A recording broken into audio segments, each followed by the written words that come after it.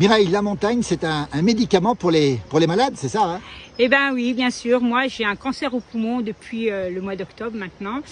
Et puis, entre mes séances de chimio, je viens me ressourcer à la montagne. J'y suis aujourd'hui, je suis bien et c'est ma bouffée d'oxygène.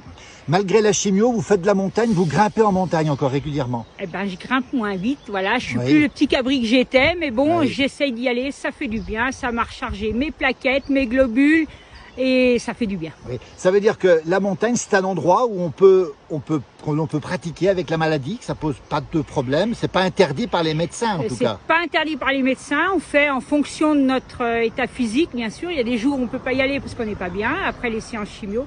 Mais dès qu'on peut, il faut y aller parce que c'est le meilleur bol d'oxygène.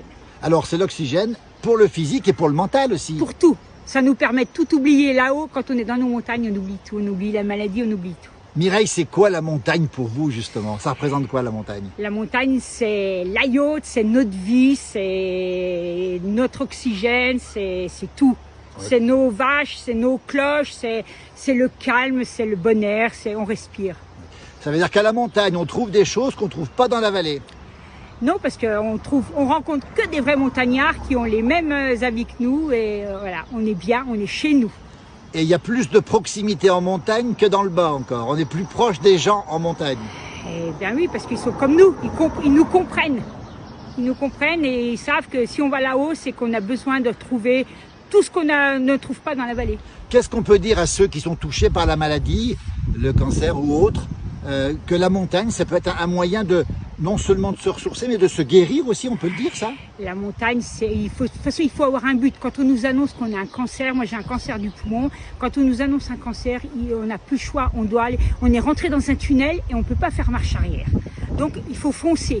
Et le meilleur truc, c'est qu'il faut s'oxygéner la tête et la montagne, il n'y a rien de tel pour ça. C'est aussi un sommet à gravir. Le sommet, on a un but et finalement dans la maladie, c'est aussi un sommet à gravir finalement. Voilà. Il y a 15 jours en arrière, j'ai fait le bout du monde par le pas du Boré. J'ai mis 4 heures. 4 heures de marche. J'ai souffert, mais j'y suis arrivée. Le médecin qui vous suit vous dit quoi, Mireille, de continuer? Il m'a dit que j'étais folle, mais qu'il fallait continuer, c'était le meilleur oxygène. Voilà. Merci pour ce message d'espoir et puis cette énergie. Voilà, donc moi je vais mettre un message à tous ceux qui sont malades comme moi, ne baissez pas les bras, de toute façon la médecine a fait de gros progrès et maintenant on peut arriver, on va la combattre. De toute façon en Haute-Savoie on élève des truites, on n'élève pas des crabes, donc le crabe il va retourner à la mer.